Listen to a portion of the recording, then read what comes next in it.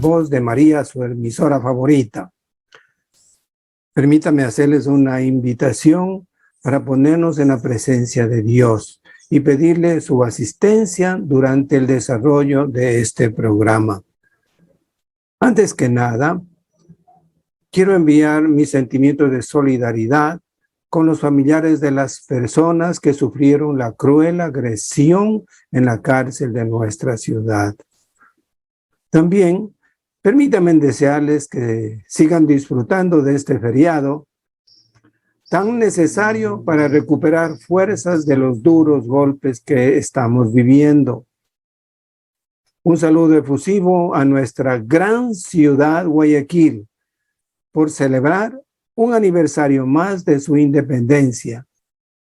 Esta gloriosa perla del Pacífico sigue siendo una ciudad pujante gracias a usted, amigo, amiga, a usted joven o señorita, a ustedes niños y niñas que con su dinamismo, su espontaneidad, su sentido de humor y sobre todo su gran espíritu de trabajo y superación han sido quienes la han engrandecido y le han hecho tan hermosa como está ahora.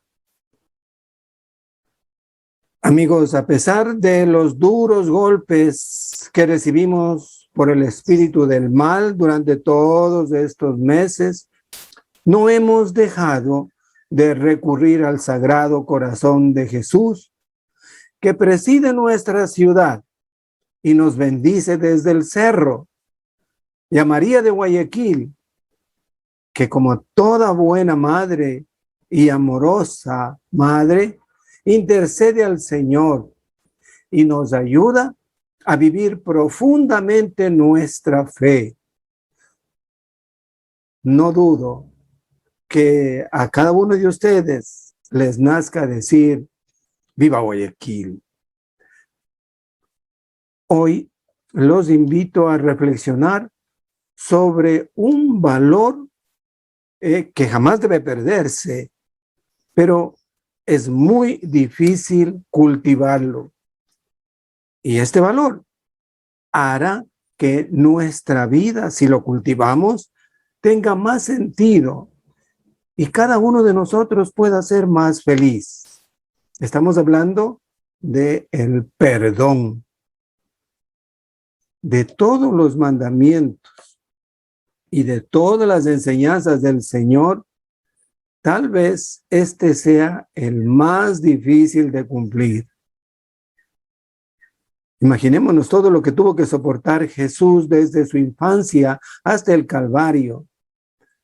Él ha estado relacionado con la persecución, con el rechazo, ha estado relacionado con la ofensa. Su venida para salvarnos ha tenido que enfrentar los más horrorosos tormentos. Nos enseñó con su vida que es posible perdonar. En el Padre Nuestro nos enseñó a pedir al Padre que perdone nuestras ofensas, como también nosotros perdonamos a los que nos ofenden. Recordemos en el momento más angustioso de su pasión, cuando tenía su cuerpo llagado, desangrado, exhausto y clavado en una cruz, no emitió gritos de desesperación, no pronunció amenazas ni maldiciones contra nadie. Escritores romanos de esa época, por ejemplo, Cicerón, dicen que los reos ajusticiados con la crucifixión gritaban con frases de odio, con maldiciones a los jueces, a las autoridades, a quienes les rodeaban. Lo hacían con tanta estridencia y tanto fastidio que los soldados optaban a veces por cortarle la lengua. Qué terrible tormento habrá sido eso. Y Jesús, ante tan cruel tortura, no solo que conservó su dignidad, su paciencia, sino que dijo la frase que sigue resonando en el mundo: Padre, perdónales, no saben lo que hacen. Este grito tan heroico ha arrastrado, ha llevado a infinidad de personas que son cristianos o no cristianos, creyentes o no creyentes, ha llevado a la santidad, a seguir a las huellas de Jesús para vivir lo que él dijo: perdón, perdónales. Todos nosotros tenemos en nuestra corta o larga existencia experiencias de perdón y de desquite, de reconciliación y de violencia por venganza. Lo vemos y lo oímos a diario en los medios de comunicación. Retaliaciones que terminan en asesinatos, rupturas de familias que por un tiempo habían sido muy felices. Todo esto viene por el odio, por la falta de perdón. Y se ha sembrado un clima de miedo y a veces de terror dentro de las mismas familias. Los esposos, entre ellos, a veces se tildan de expresiones dolorosas, despectivas, por cosas pequeñas, porque no compró lo que le habían dicho que lo haga, porque le cambia el canal favorito en la televisión que en ese momento está viendo. ¿Y qué decir de la relación con los hijos? Acordémonos, a lo mejor a usted le ha pasado, porque rompió involuntariamente algo que usted cuidaba con mucha dedicación, o tal vez un jarrón importado. Quizá le mancharon la pared que había estado recién pintada. Esto en los padres, sobre todo en algunos, desata una furia porque van contra los niños. Y claro, dicen ellos, justifican que es un acto de indisciplina lo que han hecho y por lo tanto están corrigiendo. ¿Cómo va a ser? A veces sí puede ser indisciplina, pero por accidente, porque no quisieron hacerlo, rompieron algo o dañaron una pared, etcétera. Eso no es digno de un castigo. Tal vez, escúchenme, puede ser por un ánimo de venganza. Qué duro decir esto, que los padres tengan venganza con su hijo, pero puede ser, porque dañaron algo que él tenía con mucho cuidado. Le dio mucho coraje y cometió ese acto contra su hijo. Y allí comienzan los dolores de los niños. ¿Y qué hace el papá? Luego de haber hecho esto, a lo mejor reflexiona, pensará en el dolor que está padeciendo ese niño por tal vez el golpe, la ofensa, que no era por disciplinarlo. Y el padre no sabe que el niño espera un abrazo. Qué señal de grandeza, de humildad y de valentía para poder decirle al hijo, cuando se sobrepasó el padre o la madre de los límites de su control emocional, decirle con un abrazo: hijito, perdóname. Eso no se va a oír, porque dirán, voy a perder mi autoridad. Estamos entonces hablando sobre el perdón. ¿Cómo Tenemos nosotros que vivir esa experiencia del perdón. ¿Cómo tenemos que vivirla? Recordemos lo que dice San Pablo en la primera de Corintios 13, capítulo 13, versículo 4. El amor no lleva cuenta del daño. El amor y el perdón se juntan porque el perdón es señal de un amor sincero. ¿Cómo vivir el perdón nuevamente? En primer lugar, es importante que saquemos de nuestra mente algunas ideas equivocadas de lo que no es perdón. Hay cosas que en realidad no son que uno deba decir, perdóname. Hay cosas que no. Por ejemplo, dice Isaías que no, en el capítulo 5, versículo 20, que no hay que aceptar el mal como que fuera un bien. Personas que llaman bien al mal. Isaías dice que se debe condenar a quienes consideran una mala acción como aceptable e inofensiva. Eso lo dice Isaías. ¿Qué me queda? ¿Me quedaré yo satisfecho si entra y contento y voy a felicitar a quienes entren a robar en mi casa? No, eso no puede ser. No todo lo que se hace es digno de perdón. Esto ya no es digno de perdón, porque no es una ofensa personal, es un daño, es un vicio que se está infligiendo para el mal de un grupo, de una familia y una población. En segundo lugar, ¿cómo se maneja esto del perdón? Habría que pensar y hacer como que la persona no hubiera cometido ninguna ofensa. Así se hace muchas veces. No me ha hecho nada, no pasa nada. La ofensa que me hizo ya la perdonaré, ya veré qué pasa. No le hago nada, no tomo represalias. Pero no siempre es así.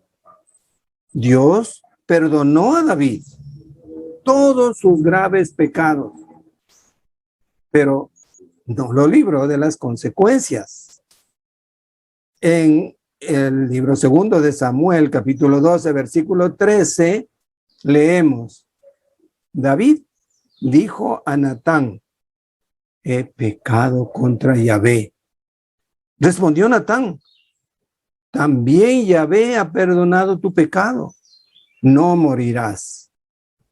Pero por haber ultrajado a Yahvé con ese hecho, el hijo que te ha nacido morirá sin remedio. Díganme ustedes, el Señor perdona, pero las consecuencias vienen. Bueno, no es educativo impedir que un hijo o alguien que dependa de nosotros sufra las consecuencias de sus errores. No es adecuado. Los errores tienen sus consecuencias. Por ejemplo, si perdió el año, no, yo voy a pedir al rector, al director, que le ayude, que le ponga una nota más. Estoy yo siendo cómplice de un error de mi hijo. Eso no es, te perdono, hijito, que perdiste el año. No, por ahí no va el perdón. Tampoco se debe aceptar que por una ofensa se aprovechen de nosotros. Eso tampoco. En el Salmo 37, versículo 21 dice, el malvado toma prestado y no devuelve, pero el honrado se compadece y le da. Los que él bendice poseerán la tierra. Él se refiere al Señor. Los que él maldice serán exterminados. El Señor es misericordioso, perdona, pero hay momentos en que no es asunto de sí, siga nomás. En Mateo 18, versículo 23, el Evangelio nos narra la parábola del empleado sin entrañas, a quien el rey quiso ajustar cuentas. Le dijo que pague lo que debe. Debía 10,000 talentos. Y como no tenía para pagar, el rey ordenó que vendieran a su esposa, que vendieran a sus hijos y que le vendieran a él también. El rey, escuchando la súplica que hacía su subalterno, le perdonó la deuda. Pero este siervo, al salir, encontró a un compañero que a él le debía 100 denarios. Lo tomó por el cuello y le conminó a que le pagara la deuda y además le envió a la cárcel. Su señor le dijo: siervo malvado, yo te perdoné a ti toda la deuda porque me lo suplicaste. ¿No debías también tú compadecerte de tu compañero del mismo modo que yo me compadecí de ti? Y encolerizado, su señor le entregó a los verdugos.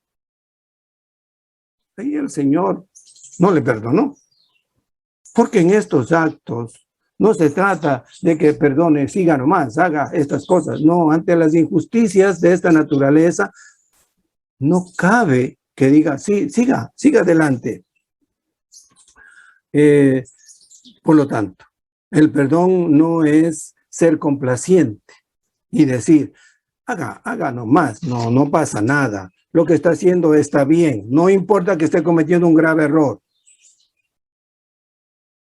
Por lo tanto, perdonar no significa fomentar el mal.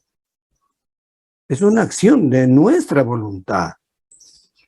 Yo te perdono de mi voluntad, no de mis sentimientos.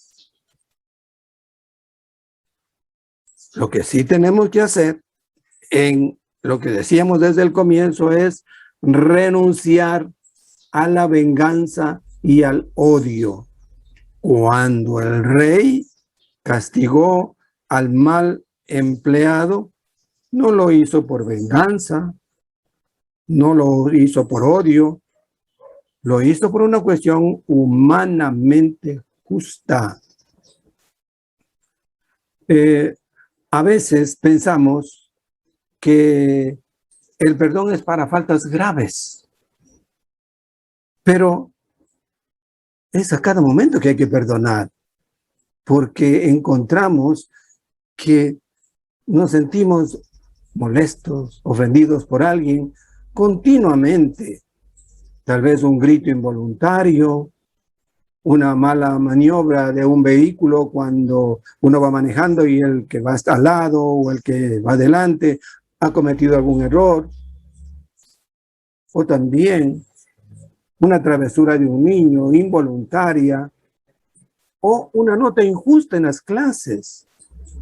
En fin, hay que saber cuándo se debe perdonar y cuántas veces hay que perdonar.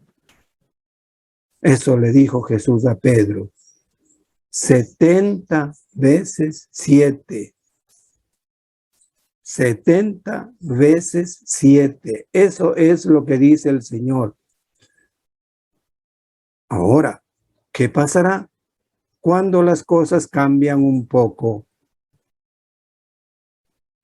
A medida que avanzamos en nuestra reflexión, vamos a ver todo lo que está implicado en esto del perdón.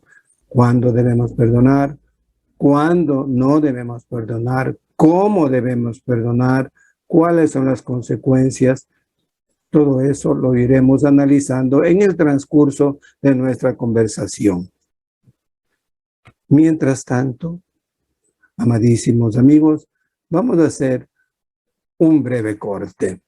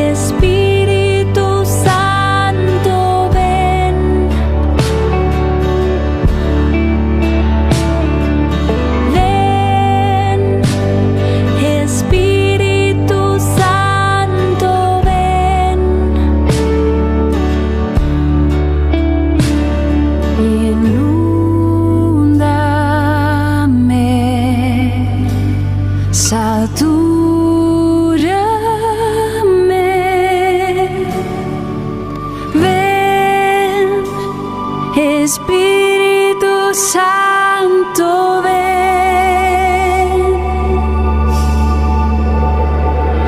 Inúndame,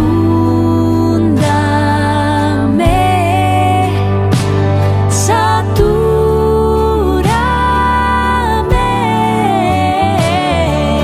Ven, Espíritu Santo, ven. Ven, Espíritu Santo, ven. Ven, Espíritu Santo, ven.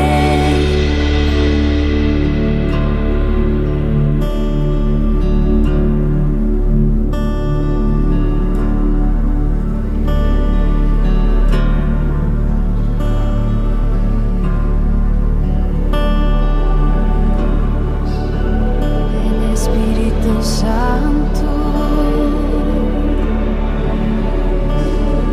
Ven, Espíritu Santo.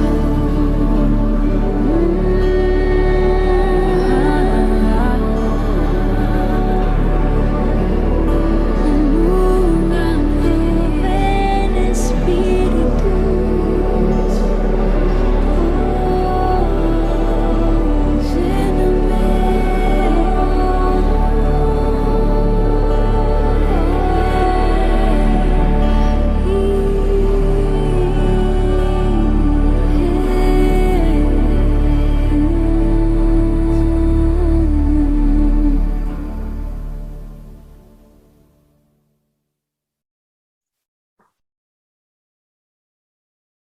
Estimados oyentes, estamos entonces con nuestro programa Conversemos de, y estamos tratando sobre el perdón, un tema que da para muchas reflexiones porque nos viene bien a todos.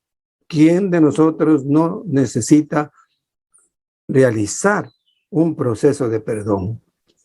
No hay excepción. Todos necesitamos esto. Y bueno, quiero recordarles también que estamos listos ya para comenzar nuestra maratón. Todos los años nosotros realizamos esta actividad que sirve para el mantenimiento de la radio. Ustedes saben que nuestra emisora se mantiene con el aporte de nuestros oyentes, de quienes son los que respaldan y sostienen a la emisora. Usted que me está escuchando. Bueno, pues durante esta maratón estamos seguros que vamos a tener la colaboración que la emisora necesita, que la Virgen Santísima nos va a ayudar, pero a través de sus manos, a través de su corazón. La Virgen directamente no va a venir. Ella va a venir a través suyo, estimado oyente, dama, ama de casa, jovencito que está estudiando. La emisora necesita de su colaboración. Es un medio de evangelización. No es una estación para lucro ni para otras cosas. Es simplemente para hacer el bien, para servir a los demás, para ayudar a vivir a las personas. Por lo tanto, todos contribuimos a que ese servicio se haga y usted lo hace indirectamente a través de la emisora. Así que les invitamos a que participen activamente en la maratón que se avecina y que se va ya anunciando en la emisora. Bueno, vamos a continuar con nuestras reflexiones sobre el perdón. Como decía hace un momento, ¿quién de nosotros puede decir, a mí no me interesa, porque yo no tengo necesidad de perdonar a nadie? Yo vivo tranquilo, vivo feliz. En mi vida no hay rencores. Yo soy una persona que no debo a nadie ninguna disculpa. Eso no existe. Si lo decimos es porque nos estamos engañando a nosotros mismos. Así que, estimados amigos, escuchemos Leamos un poco y vivamos esto que Jesús nos ha invitado, como decíamos al comienzo, a que sigamos su ejemplo. Padre, perdónalos, no saben lo que hace. Cuánto mal se le hizo a Jesús, cuánto sufrió. Y él no, él pudo haber destruido a toda la gente que estaba delante de él, pero no lo hizo. Él perdonó. En los últimos acontecimientos que hemos vivido, habrá muchas personas que dirán, ¿por qué tuvo que sucedernos esto a nosotros? ¿Por qué fue asesinado tal persona? ¿Por qué? ¿Qué pasó con esto? Señor, te olvidaste de nosotros. ¿Ya? No nos perdonamos a nosotros, como que no le perdonamos a Dios y no perdonamos a las personas que infligieron ese daño. Ahora es como en otras oportunidades el momento de decir, yo te perdono. De corazón, me has ofendido, me has hecho un daño grave en mi familia, me has traicionado, me has engañado en el hogar. ¿Cómo te voy a perdonar? Eso no se puede perdonar jamás, porque yo no sería una persona decente si te perdonaría. ¿Cómo? ¿Cómo? Existe el perdón, y eso nos toca a nosotros en cada momento, y sobre todo cuando hay estas actividades dolorosas que nos llega a la familia, al grupo, a la sociedad, a nosotros como personas. Pero hay algunos pasos que uno debe seguir para llegar a perdonar. En primer lugar, es necesario tener plena conciencia de quién fue nuestro agresor, para saber a quién tenemos que perdonar, pues. Y tratar también de entender en lo posible en los motivos que le llevaron a la ofensa. Tratar de entender en lo que podamos, porque siempre hay forma de decir, bueno, ¿por qué habrá sido eso? No conviene identificar el hecho gravísimo con la persona que lo hizo, porque esa persona sigue siendo un ser humano.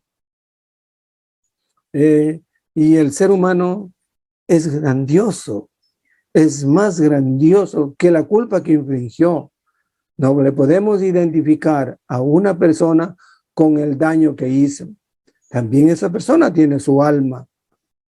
También esa persona es digna. No es una basura. Por más que haya obrado mal, es un hijo de Dios. Su falta, si es tan grave, tan mala, no deja de golpear a todo el mundo, pero también él sentirá que algo hizo mal. En segundo lugar, luego de identificar a la persona y de conocer el motivo, tal vez, en segundo lugar, durante este proceso de perdonar una ofensa grave, es conveniente conversar con una persona prudente.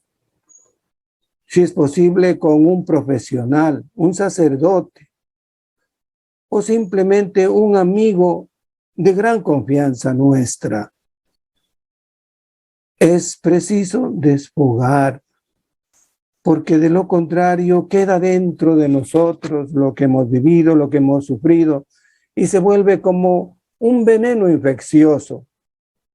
Cuando se ventila, cuando se conversa, dicen los psicólogos, cuando se hace duelo, cuando se trata de sacar, ese es el duelo, sacar lo que entró y no se puede eliminar, tratar de sacarlo.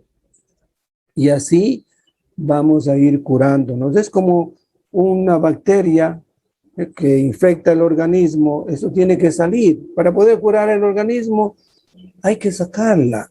De lo contrario, esa parte va a sufrir podredumbre.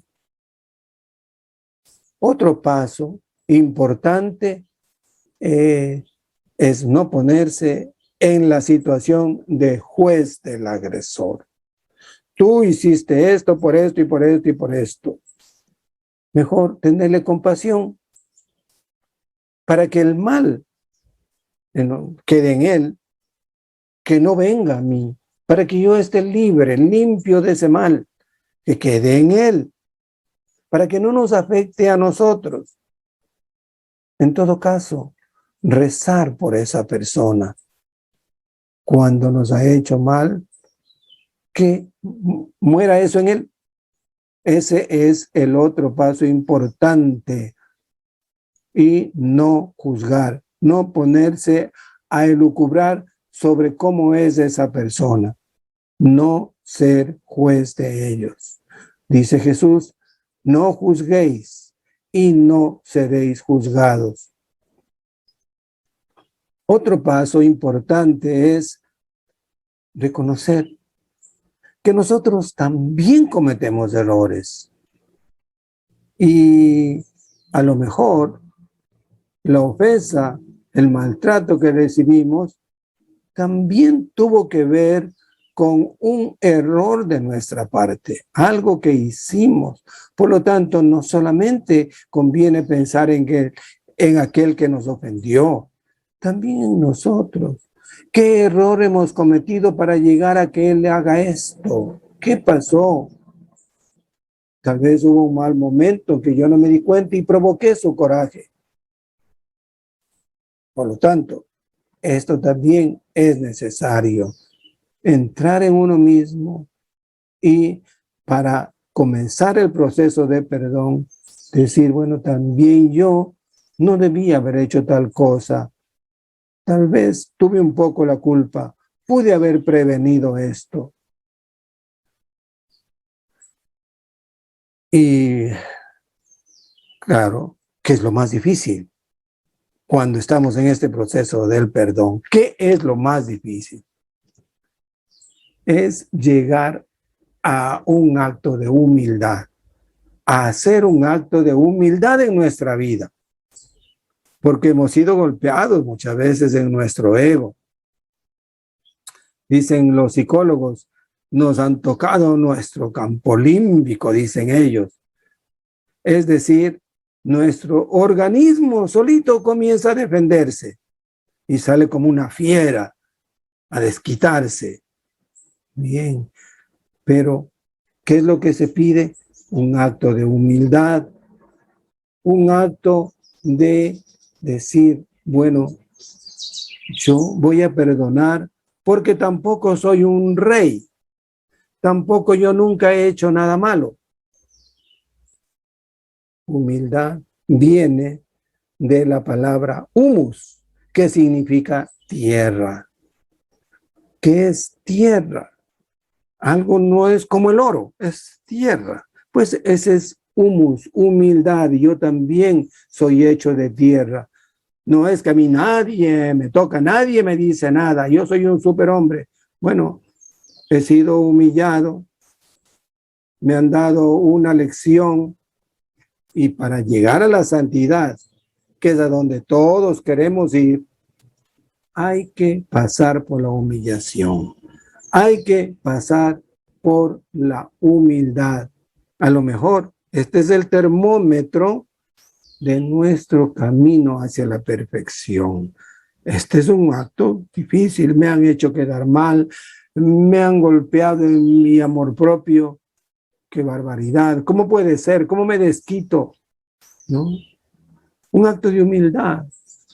Tengo que yo, para santificarme, repito, humillarme un poco. Dice Jesús, aprended de mí, que soy manso y humilde de corazón. Aprended de mí, que soy manso y humilde de corazón. Y la Virgen dice, he aquí la esclava del Señor. Hágase en mí según tu palabra. Eso lo dice María. ¿Qué gesto? ¿Qué señal de humildad tan profunda? San José pasó en el anonimato mientras cuidaba a la familia de Jesús, de María. Él pasó en el anonimato y habiendo sido elegido el Padre adoptivo del mismo Dios, permaneció así, con la humildad. Parece que esta virtud es una de las más preciadas por Dios. Por eso Adán y Eva perdieron el paraíso, por su soberbia, por su orgullo. Por eso los ángeles rebeldes fueron lanzados al infierno, por su orgullo, por ser como dioses. Pero, ¿cuál es nuestra actitud frente a las humillaciones para poder perdonar? ¿Cuál es nuestra actitud? Humildad. Y de allí comenzar a vivir una vida distinta. Nos hemos aceptado ya que, bueno, somos también como la tierra, somos personas no intocables. Nos han golpeado, nos han herido, han hecho cosas muy graves contra nosotros, nos han difamado. Primero, un acto de humildad. Ahora bien, deben haber algunas ventajas en este plan del perdón. ¿Y cuáles son esas ventajas?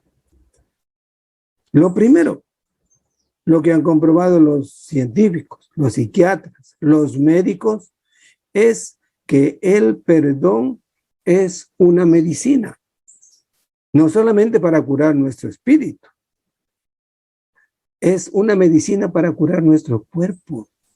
Ha habido mucha gente que se ha curado del cáncer por perdonar, por sacar de su corazón este mal que le estaba dominando, que le estaba enfermando, y probó el perdonar y se curó de su enfermedad. Lo que había somatizado en un momento, ahora se ha curado. Hay muchísimos ejemplos de eso. Hay profesionales que están en este momento dando algunos cursos, algunas charlas, para que las personas que están sufriendo de enfermedades muy graves lleven un proceso de perdón. Y muchísimos se han curado. Eso es un hecho comprobable. Y pues lógicamente que también nosotros curamos a nuestra mente, curamos nuestra vida diaria. ¿Por qué? Porque nuestra mente es como una computadora. Una computadora trabaja muy bien si está con un programa o con dos, pero si le recargamos de programas, si le ponemos al mismo tiempo Excel, Facebook, bueno, ustedes saben más que yo, YouTube, correo electrónico, si todo lo ponemos a funcionar al mismo tiempo, el aparatito se vuelve lento. Igual, nosotros, si tenemos varios eventos, si estamos llenos de odio, pensando en vengarnos y todo, también nosotros no podremos vivir tranquilos, no podremos concentrar nuestra mente. Así como la computadora va lenta, nuestra mente, nuestra actividad diaria productiva se volverá lenta y tal vez infructuosa. Hay otra ventaja que obtenemos al perdonar. Sube nuestra autoestima. Cuando hemos logrado perdonar a alguien, allí sí nos sentimos triunfadores contra lo que nos llevaba al odio, a la venganza, al desquite. Nuestra autoestima sube. Nadie nos ha botado al suelo. No hemos dejado que nuestra dignidad se hunda. No, porque hemos optado por perdonar. ¿Y cuál es el motor de nuestra felicidad? Es la autoestima, el amor que nos tengamos a nosotros. Siempre terminamos en esta palabra mágica, en el amor. El amor es el que mueve al mundo. ¿Y amor a qué? Primero a mí mismo. Si logro perdonar, estoy ganando autoestima. Me estoy estimando a mí mismo. Me estoy amando a mí mismo. Por lo tanto, el perdón eleva mi autoestima y yo llegaré a ser más generoso, más bondadoso con el resto, porque luché y vencí al mal que me quería dominar, que es el odio. Bueno, Todo esto que hemos hablado nos lleva a tener gran confianza en nosotros mismos. Si a veces nos ponemos a pensar por qué nos estancamos, por qué no avanzamos en nuestro trabajo o en el estudio, es porque tal vez hemos perdido la confianza en nosotros mismos. Nos han hecho perder la confianza en nosotros mismos, porque hemos pensado que las ofensas que hemos recibido las hemos merecido, el otro siempre tiene la razón. No, que quede, como dijimos, la ofensa en él y yo me siento tranquilo. Mi sufrimiento, cualquier cosa que he hecho, merece que yo perdone al resto. Y también tenemos que pedir perdón. Además de perdonar, yo tengo que pedir perdón.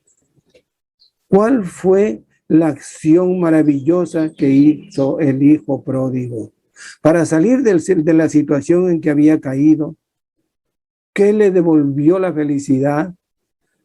Levantarse y regresar al Padre. El Padre no esperó que le diga, Padre, perdóname. No, Él se lanzó primero a recibirle con amor. Y sin decirle te perdono, le dio un abrazo. Eso es lo que nos toca hacer a nosotros. Acercarnos al Señor, pedirle perdón de tantas cosas, pedir perdón a nuestro esposo, a nuestra esposa, pedir perdón a nuestros hijos de nuestros errores. Hay un programa que siempre se repite porque dan las liturgias de las horas. El padre Rubén Darío García, del cual yo he hablado otras veces, siempre está guiando la liturgia de las horas. Y cuando realiza y se reza con él las completas, él lo primero que dice, vamos a pensar, vamos a meditar y vamos a pedir al Señor perdón. Y vamos a pedir a nuestra familia perdón. Y vamos a pedir a todos nuestros seres queridos perdón porque les hemos hecho algún daño. Que no quede ninguna ofensa sin perdonarse y sin pedir perdón.